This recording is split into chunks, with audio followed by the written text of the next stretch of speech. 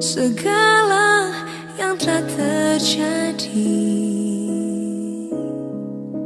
Tak pernah sendiri jalani hidup ini, selalu menyertai.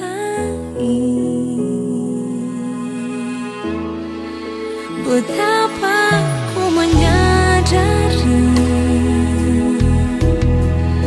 di dalam hidupku ini, Kau selalu memberi rancangan terbaik oleh karena kasih. Shalom saudaraku yang dikasihi oleh Tuhan Yesus. Apa kabarnya? Kita sudah melewati satu pekan kemarin. Hari Minggu sudah kita jalani. Kita hidup bersama dengan keluarga. Terlebih-lebih kita juga sudah mendengarkan firman Tuhan. Kita sudah beribadah kepada Tuhan, menyanyi, memuji dan memuliakan nama Tuhan. Tentu hari ini hati kita sudah dipenuhi oleh kasih, damai, sukacita yang datangnya dari Tuhan. Dan kemudian untuk mengawali minggu ini, kita juga akan mendengarkan firman Tuhan. Oleh karena itu, marilah kita sambut firman Tuhan dengan doa. Kita berdoa. Terima kasih ya Tuhan. Pada saat ini kami datang ke hadirat-Mu untuk mohon belas kasih-Mu. Karena kami merindukan firman-Mu. Karena kami merasakan bahwa tanpa firman Tuhan, kami tidak mengerti. Kami tidak tahu kemana arah tujuan hidup kami.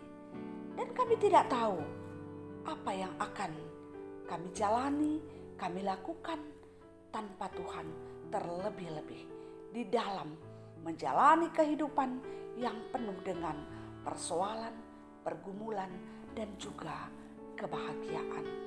Berfirmanlah kepada kami ya Tuhan, melalui hamba-Mu, dan biarlah setiap kata yang terucap dari hamba-Mu sungguh-sungguh berasal dari Tuhan.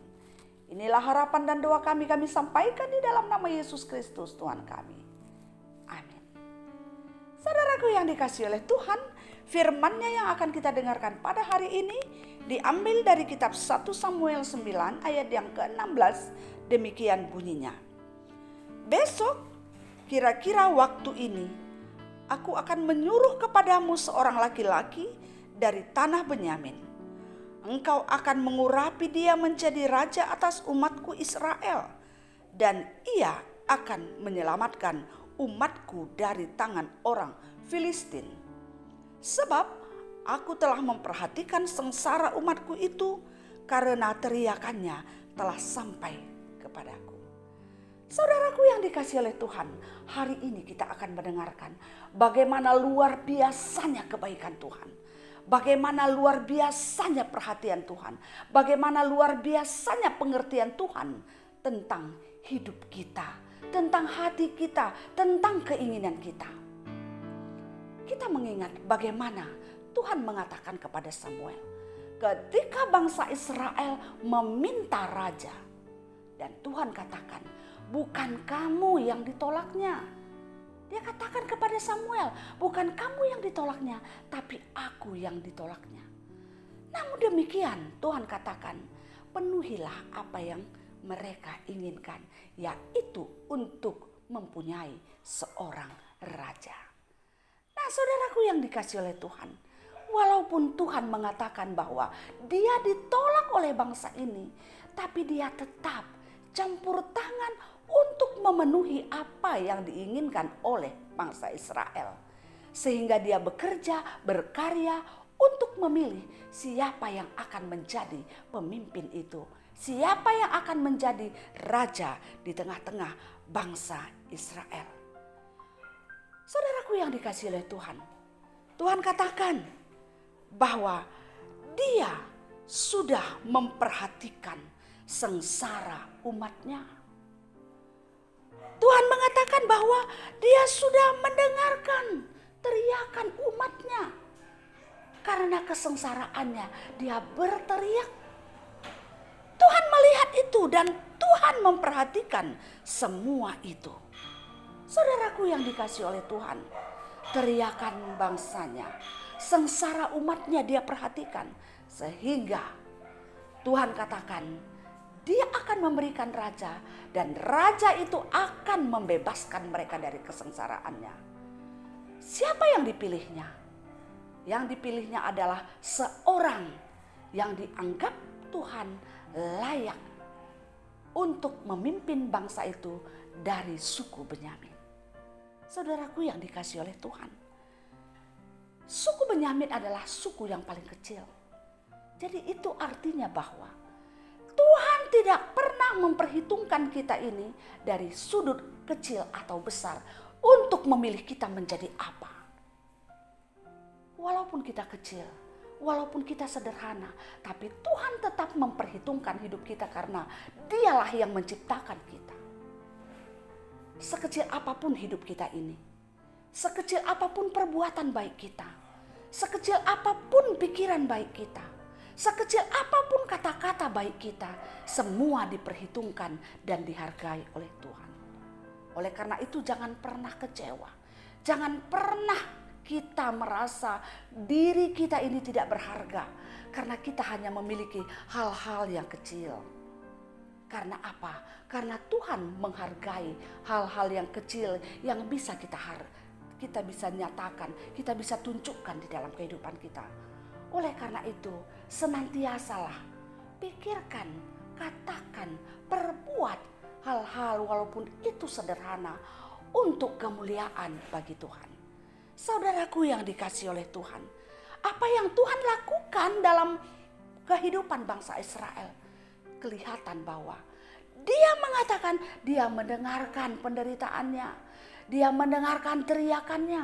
Saudaraku yang dikasihi oleh Tuhan, kita harus ingat bahwa Tuhan tidak pernah membiarkan kesengsaraan terus-menerus ada dalam hidup kita.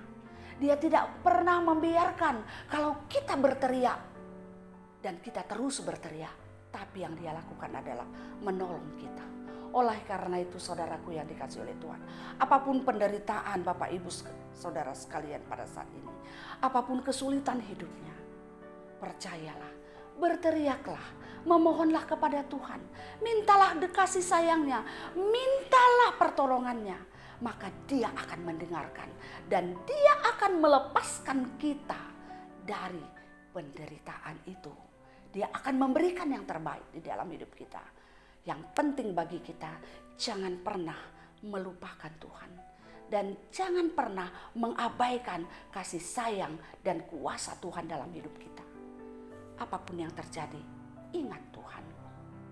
Muliakan, agungkan Dia, dan utamakanlah Dia di dalam kehidupan kita.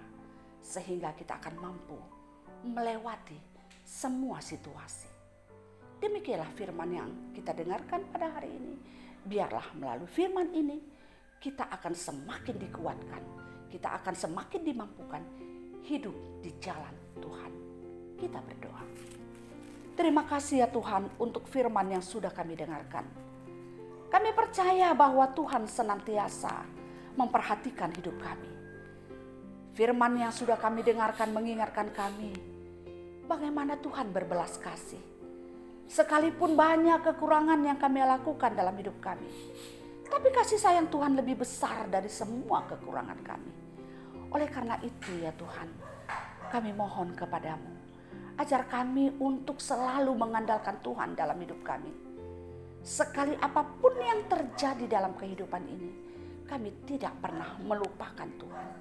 Tapi kami terus berharap dan memohon, berteriak, berseru kepada Tuhan dalam setiap situasi kami. Kami berdoa pada saat ini. Mungkin ada di antara kami yang mendengarkan firman ini dalam kondisi penderitaan. Menderita karena berbagai persoalan yang kami hadapi.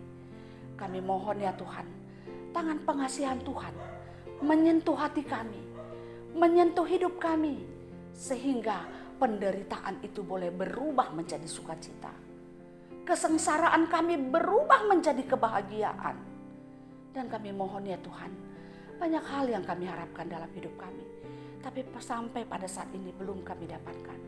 Untuk itu kami percaya bahwa kuasa Tuhan melebihi dari apa yang kami harapkan. Sehingga kami percaya Tuhan mampu memberikan apapun yang kami mau kalau memang itu adalah kehendak-Mu.